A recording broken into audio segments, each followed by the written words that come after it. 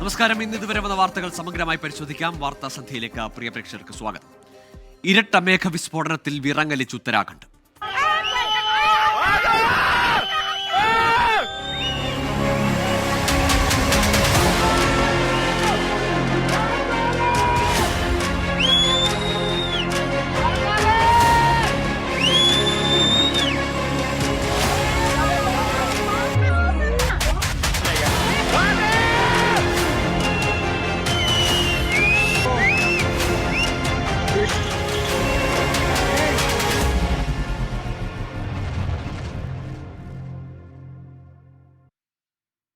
ഉത്തരാഖണ്ഡ് ഉത്തരാകാശിയിൽ ഇരട്ട മേഘവിസ്ഫോടനം. 4 മരണം, 60ഓളം പേരെ കാണാതായി. 30-ലധികം വീടുകൾ ഒലിച്ചുപോയി. ധരാലി ഗ്രാമത്തിലാണ് വൻ നാശനഷ്ടമുണ്ടായത്. സാഹചര്യം വിലയിരുത്തി പ്രധാനമന്ത്രി നരേന്ദ്രമോദിയും കേന്ദ്ര ആഭ്യന്തരമന്ത്രി അമിത്ഷായും. മേഘവിസ്ഫോടനത്തിന്റെ ഞെട്ടിപ്പിക്കുന്ന ദൃശ്യങ്ങൾ പുറത്തുവന്നു.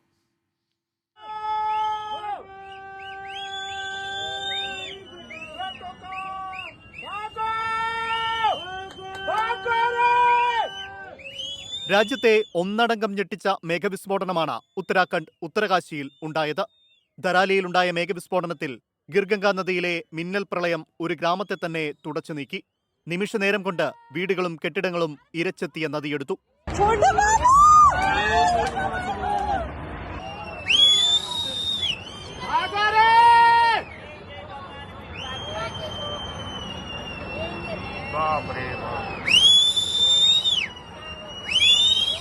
നിരവധി വിനോദസഞ്ചാരികളടക്കം ഈ മേഖലയിലുണ്ടായിരുന്നതായാണ് വിവരം.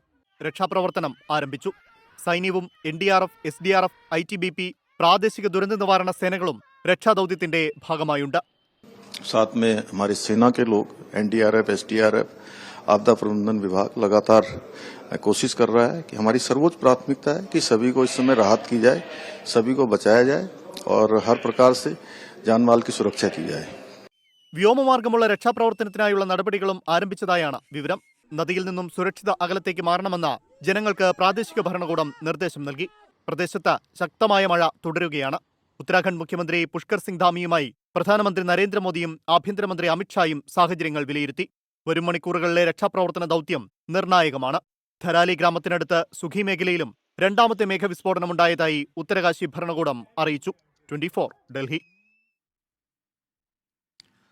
കനത്ത മഴയിൽ വലഞ്ഞ് മധ്യകേരളം. മണിക്കൂറുകൾ തുടർച്ചയായി പെയ്ത മഴയിൽ എറണാകുളത്തും തൃശൂരും ജനജീവിതം ദുസ്സഹമായി. കോഴിക്കോട് ഇരുവഞ്ഞിപ്പുഴയിലും പാലക്കാട് പനയൂരിലും മലവെള്ളപ്പാച്ചിലുണ്ടായി. കോഴിക്കോട് നരിപ്പറ്റ പഞ്ചായത്തിലെ കമ്മായി മലയോരത്ത് ഉരുൾപൊട്ടിയതായി സംശയമുണ്ട്. ഇന്ന് എറണാകുളം, ഇടുക്കി, തൃശൂർ, മലപ്പുറം ജില്ലകളിൽ റെഡ് അലർട്ടും 8 ജില്ലകളിൽ ഓറഞ്ച് അലർട്ടുമാണ്. കണ്ണൂർ, കാസർഗോഡ് ജില്ലകളിൽ നാളെ റെഡ് അലർട്ട് പ്രഖ്യാപിച്ചു.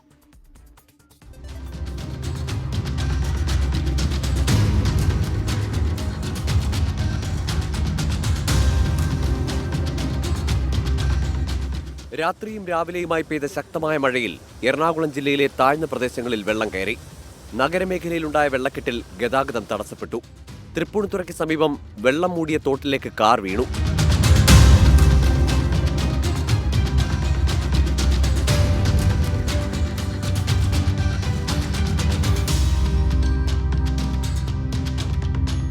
മണിക്കൂറുകൾ നീണ്ട മഴ തീരാ ദുരിതമാണ് തൃശൂരിൽ സൃഷ്ടിച്ചത്. അശ്വിനി ആശുപത്രിക്ക് സമീപം നിരവധി വീടുകളിൽ വെള്ളം കയറി. പോലീസ് എത്തി ആളുകളെ മാറ്റിപ്പാർപ്പിച്ചു. സംസ്ഥാന പാതയിൽ ആറ്റൂർ കമ്പനിപ്പടി പ്രദേശത്ത് മലവെള്ളപ്പാച്ചിലിനെ തുടർന്ന് ഗതാഗതം തടസ്സപ്പെട്ടു. അതിരപ്പള്ളിയിലും വാഴച്ചാലിലും വിനോദസഞ്ചാരികൾക്ക് വിലക്ക് ഏർപ്പെടുത്തി.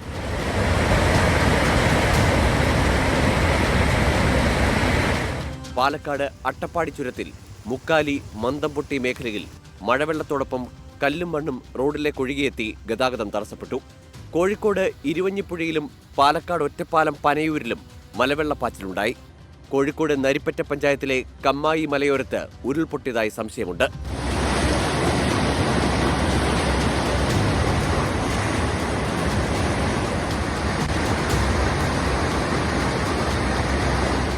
പാലക്കാട് മണ്ണാർക്കാട് കുന്തിപ്പുഴ പാലത്തിന് സമീപത്ത് നിന്ന് ഒരാളുടെ മൃതദേഹം കണ്ടെത്തി. തമിഴ്നാട് സ്വദേശി ഗഫൂറാണ് മരിച്ചത്. കുളിക്കാനിറങ്ങിയപ്പോൾ ഒഴുക്കിൽപ്പെട്ടെന്നാണ് നിഗമനം.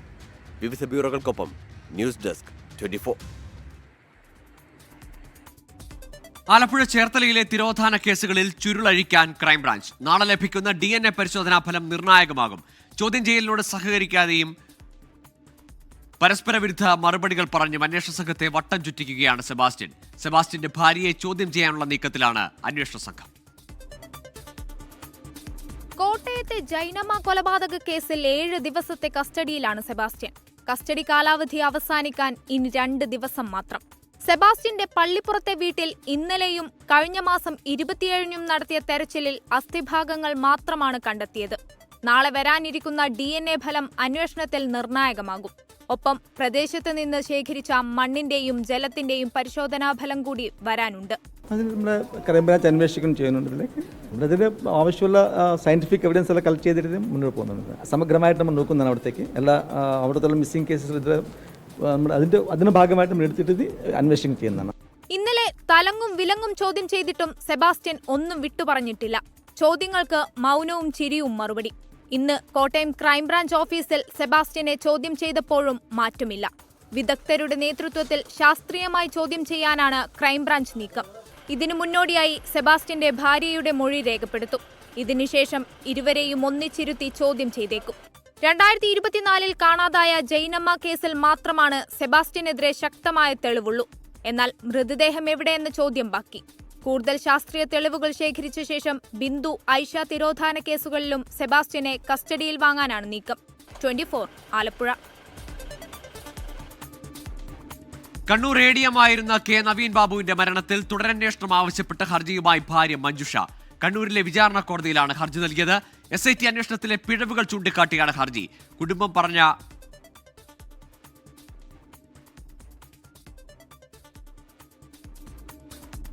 ആ റിപ്പോർട്ടിലേക്ക് എത്താം. മറ്റൊരു റിപ്പോർട്ടിന് ശേഷം BJP നേതാവും രാജ്യസഭാംഗവുമായ C സദാനന്ദന്റെ കാല് വെട്ടിയ പ്രതികൾക്ക് ജയിലിലേക്ക് നൽകിയ യാത്രയയപ്പിൽ പങ്കെടുത്തതിൽ ന്യായീകരണവുമായി CPIM കേന്ദ്ര കമ്മിറ്റി അംഗവും MLAയുമായ KK ശൈലജ. പ്രതികൾ മാന്യമായ ജീവിതം നയിക്കുന്നവരെന്നാണ് KK ശൈലജയുടെ പ്രതികരണം. എന്ത് സന്ദേശമാണ് KK ശൈലജ നൽകുന്നതെന്ന് പ്രതിപക്ഷ നേതാവ് VD സതീശൻ ചോദിച്ചു. എനിക്കറിയാവുന്ന ആ ആളുകളെല്ലാം നാട്ടിൽ ജനങ്ങളുടെ നന്മയ്ക്ക് വേണ്ടി രാഷ്ട്രീയ പ്രവർത്തനം നടത്തി വരുന്നവരാണ്, നടത്തിയിട്ടുള്ളവരാണ്, മാന്യമായ ജീവിതം നയിക്കുന്ന വ്യക്തികളാണ്. അത് നമുക്ക് കാണാതിരിക്കാൻ കഴിയില്ല. വളർന്നു വരുന്ന തലമുറയോട് കൊടുക്കുന്നൊരു മെസ്സേജ് എന്താണ്? ആരുടെ ആകട്ടെ ഒരാളുടെ കാല് വെട്ടിയതിൻ്റെ പേരിൽ കോടതി ശിക്ഷിച്ച ആളെ സമ്മേളനം നടത്തി യാത്രയപ്പ് നടത്തി യാത്രയാക്കുന്നു. ഇത് എന്തൊരു പാർട്ടിയാണ് ഈ CPM എന്ന് പറയുന്നത്? 51 വെട്ടുവെട്ടി ചന്ദ്രശേഖരനെ കൊന്നവർക്ക് ജയിലിൽ സുഖസൗകര്യങ്ങളാണ്. TP ചന്ദ്രശേഖരൻ വധക്കേസ് പ്രതി കൊടിസുനിയുടെ പരസ്യ മദ്യപാനത്തിന്റെ ദൃശ്യങ്ങൾ പുറത്തു വന്നിട്ടും കേസെടുക്കാതെ പോലീസ്. നിയമോപദേശം തേടിയെന്നാണ് വിശദീകരണം. കൊടിസുനിക്കെതിരെ നടപടി ആവശ്യപ്പെട്ട് കണ്ണൂർ SPക്ക് KSU പരാതി നൽകി. പരിശോധിച്ച് നടപടിയെടുക്കുമെന്ന് DGP റവാഡ ചന്ദ്രശേഖർ പ്രതികരിച്ചു. അതേസമയം കൊടിസുനിയുടെ മദ്യസേവയിൽ പ്രതികരിക്കാൻ CPIM സംസ്ഥാന സെക്രട്ടറി MV ഗോവിന്ദൻ തയ്യാറായില്ല. മാഹി ഇരട്ടക്കൊലപാതക കേസിൽ കോടതിയിൽ ഹാജരാക്കാൻ കൊണ്ടുപോകുന്നതിനിടയിലായിരുന്നു പോലീസുകാർ നോക്കി നിൽക്കെ കൊടിസുനിയുടെ മദ്യസേവ. ദൃശ്യങ്ങൾ ഉൾപ്പെടെ തെളിവ് ലഭിച്ചിട്ടും കേസെടുക്കാത്തതിൽ പ്രതിഷേധമുയരുകയാണ്. പ്രതികൾക്ക് പ്രത്യേക ഇളവ് നൽകുന്നത് നിയമത്തെ അപമാനിക്കാനാണെന്ന് KSU ആരോപിച്ചു. നിയമ നടപടി സ്വീകരിക്കണമെന്നാവശ്യപ്പെട്ട് SPക്ക് KSU സംസ്ഥാന ജനറൽ സെക്രട്ടറി ഫർഹാൻ മുണ്ടേരി പരാതി നൽകി. എന്നാൽ കേസെടുക്കുന്നതുമായി ബന്ധപ്പെട്ട് നിയമോപദേശം തേടിയിട്ടുണ്ടെന്നും ഇതിന്റെ അടിസ്ഥാനത്തിൽ നടപടിയെടുക്കുന്ന കാര്യത്തിൽ തീരുമാനമുണ്ടാകുമെന്നുമാണ് പോലീസിന്റെ വിശദീകരണം.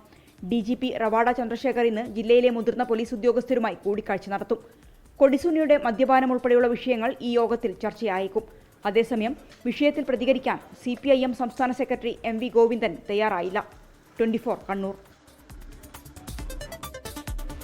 കണ്ണൂർ ADM ആയിരുന്ന കെ നവീൻ ബാബുവിന്റെ മരണത്തിൽ തുടരന്വേഷണം ആവശ്യപ്പെട്ട് ഹർജിയുമായി ഭാര്യ മഞ്ജുഷ കണ്ണൂരിലെ വിചാരണ കോടതിയിലാണ് ഹർജി നൽകിയത്.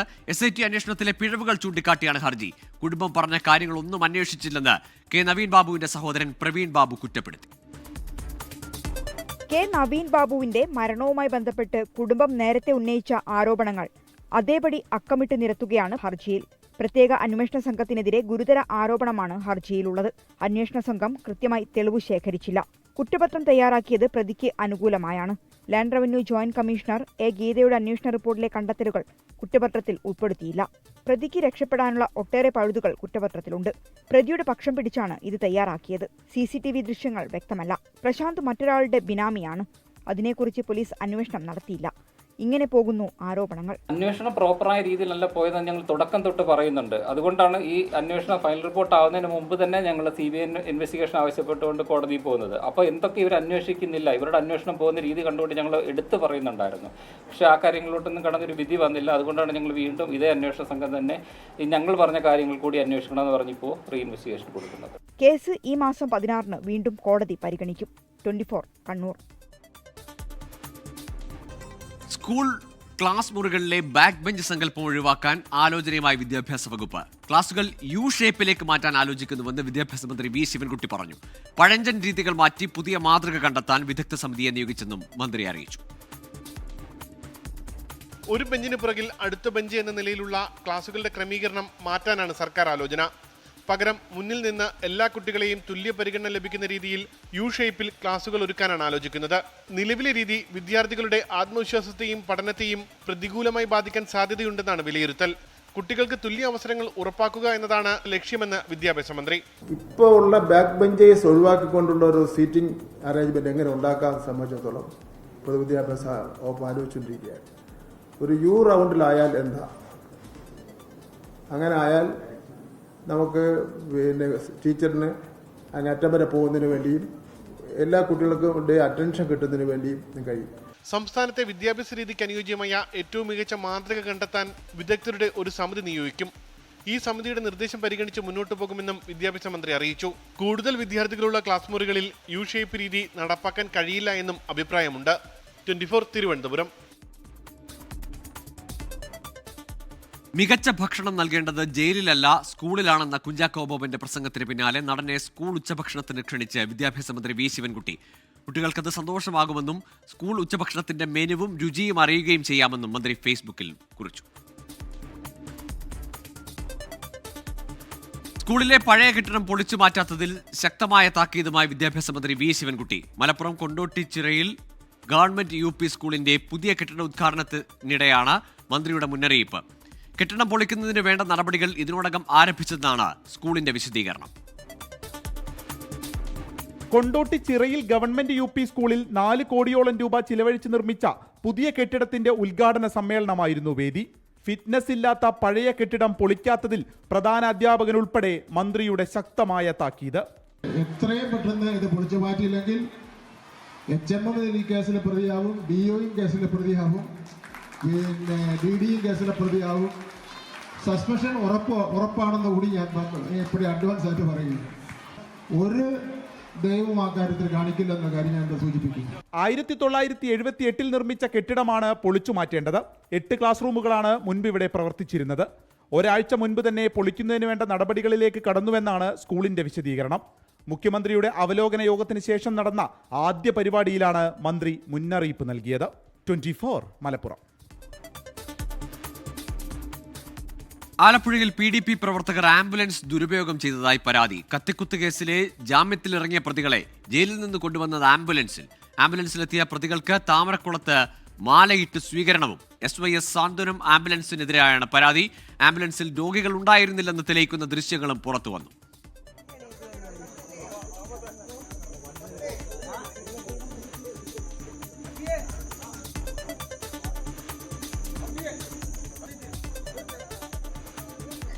ഇത് SYSന്റെ താമരക്കുളം യൂണിറ്റിലുള്ള ഒരു ആംബുലൻസ് ആണ്. ഇത് ഇവിടെ കുറച്ചു കാലങ്ങളായിട്ട് 2-3 വർഷക്കാലമായിട്ട് ഈ ആംബുലൻസ് ഇവിടെ ഓട്ടത്തിലുണ്ട്. പക്ഷെ അത്യാവശ്യത്തിനൊന്നും വിളിച്ചാലും ഈ ആംബുലൻസ് എത്തിപ്പെടാറില്ല. ഇത് കുറച്ച് രാഷ്ട്രീയ പാർട്ടിക്കാരുടെ പിന്നെ പരിപാടികളിലാണ് പങ്കെടുപ്പിക്കാൻ വേണ്ടിയും പിന്നെ അതുപോലെ തന്നെ കൊടിതോരണങ്ങളെ ട്രാൻസ്പോർട്ട് ചെയ്യാൻ വേണ്ടിയൊക്കെയാണ് ഇത് കൂടുതലായിട്ട് ഈ ആംബുലൻസ് യൂസ് ചെയ്യുന്നത്. ഇതിപ്പോ ഈ ഒരു സംഭവം ഉണ്ടായതിനു ശേഷമാണ് ഈ ആംബുലൻസ് ഇവിടെ നിന്ന് കൊണ്ടുവന്ന് പാർക്ക് ചെയ്തിട്ടേക്കുന്നത്. അശ്വിൻ പാലാഴിയുണ്ട് ആലപ്പുഴയിൽ നിന്ന് വിശദാംശങ്ങളുമായി. അശ്വിൻ, എന്തിനാണ് ഈ കത്തിക്കുത്ത് പ്രതികളെ ആംബുലൻസ് മറയാക്കിയൊക്കെ കൊണ്ടുപോകുന്നത്? ഈ ആംബുലൻസിനെതിരെ അതിന്റെ പ്രവർത്തനത്തെ സംബന്ധിച്ച് മറ്റും പരാതികൾ ഈ പ്രതികരണത്തിൽ പറയുന്നുണ്ടല്ലോ.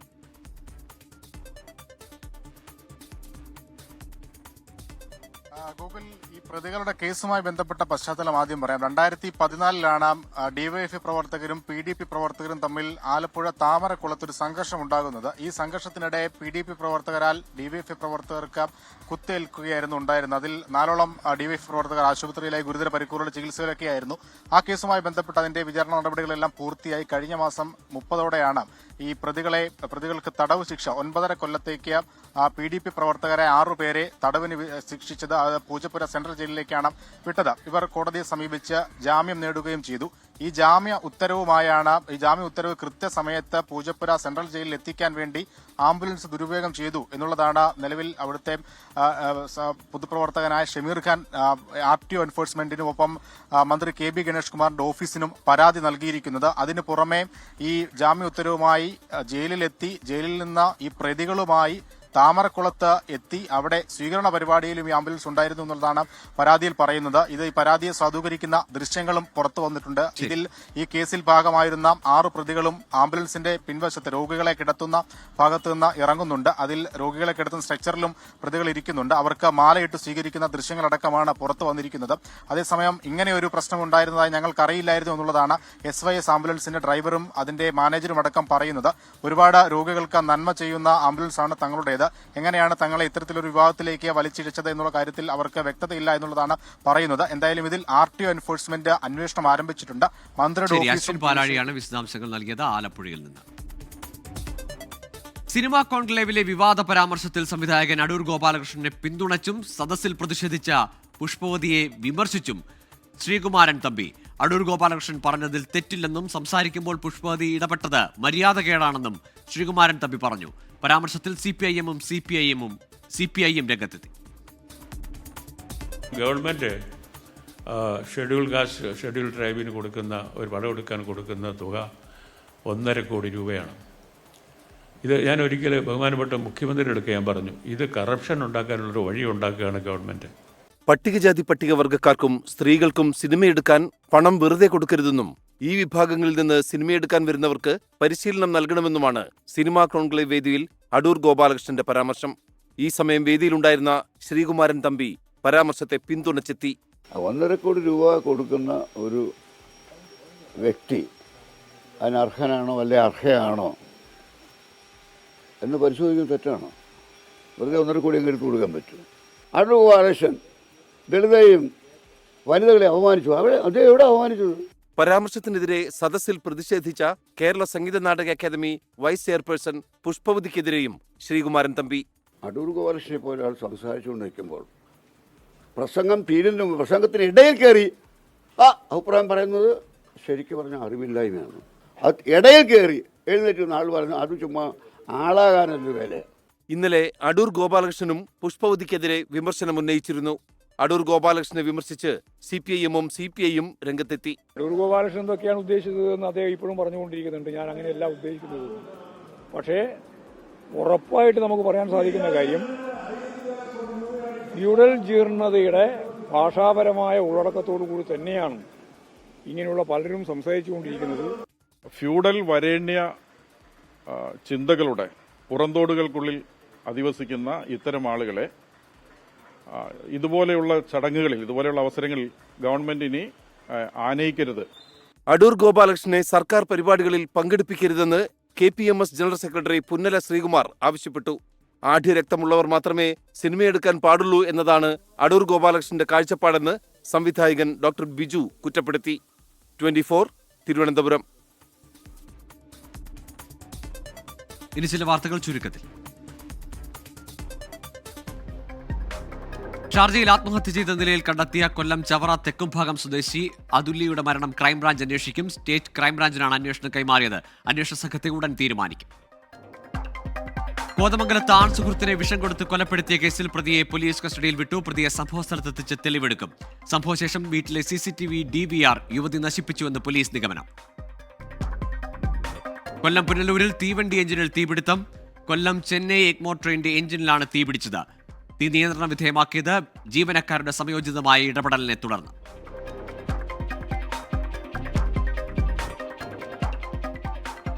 ആലപ്പുഴയിൽ ശരീരത്ത് ചെളിവെള്ളം തെറിപ്പിച്ചത് ചോദ്യം ചെയ്ത വിദ്യാർത്ഥിയെ KSRTC സ്വിഫ്റ്റ് ഇടിപ്പിക്കാൻ ശ്രമിച്ചെന്ന ആരോപണം. അരൂർ സ്വദേശി യദു കൃഷ്ണൻ പരാതി നൽകി. തിരുവനന്തപുരം വിമാനത്താവളത്തിൽ വൻ ലഹരിവേട്ട. കോടികൾ വില വരുന്ന 12 കിലോ ഹൈബ്രിഡ് കഞ്ചാവുമായി 2 പേർ പിടിയിൽ. ഇടുക്കി മറയൂരിലും തൃശൂർ ചേലക്കരയിലും ജനവാസ മേഖലയിൽ വീണ്ടും കാട്ടാനിറങ്ങി. പ്രദേശങ്ങളിൽ വ്യാപകമായി കൃഷി നശിപ്പിച്ചു. വാർത്താശ്രദ്ധയിലേക്ക്. സെർവർ തകരാർ മൂലം തപാൽ സേവനങ്ങൾ രാജ്യവ്യാപകമായി തടസ്സപ്പെടുന്നു. തപാൽ വകുപ്പ് പുതിയ സെർവറിലേക്ക് മാറുന്ന പശ്ചാത്തലത്തിലുണ്ടായ സാങ്കേതിക തകരാറാണ് സേവനങ്ങൾ തടസ്സപ്പെടാൻ കാരണം. വിവിധ സേവനങ്ങൾക്ക് പോസ്റ്റ് ഓഫീസുകളിലെത്തിയ പൊതുജനങ്ങളും സർക്കാർ സംവിധാനങ്ങളും വലഞ്ഞു.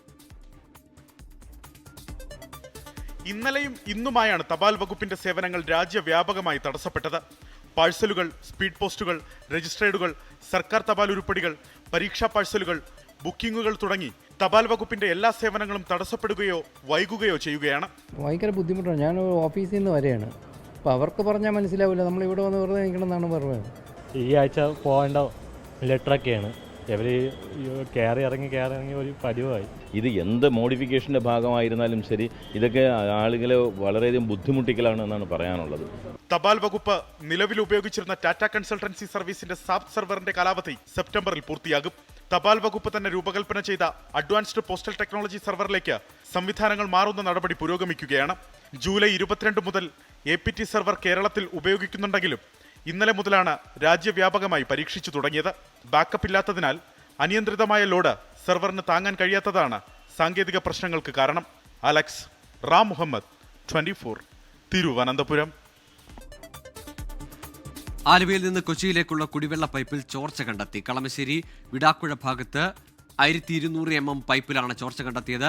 കൊച്ചിയിലെ സമീപ പഞ്ചായത്തുകളിലെയും കുടിവെള്ള വിതരണത്തെ ബാധിക്കും. ചോർച്ചയുടെ ദൃശ്യങ്ങൾ 24-ന് ലഭിച്ചു.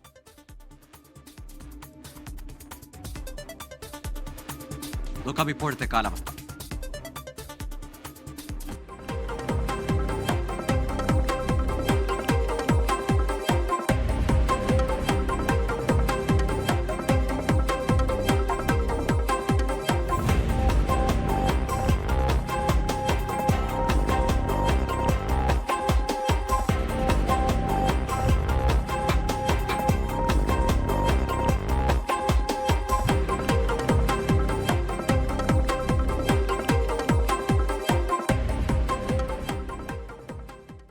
ഇതോടെ വാർത്താസന്ധ്യ പൂർണ്ണമാകുന്നു. ഇനി പൊതുജനം കഴുതിയല്ല സാറിന്റെ പരിപാടി കാണാം. പ്രേക്ഷകർക്കൊപ്പം ഹാഷ്മി താജ് ഇബ്രാഹിം എത്തും. നമസ്കാരം.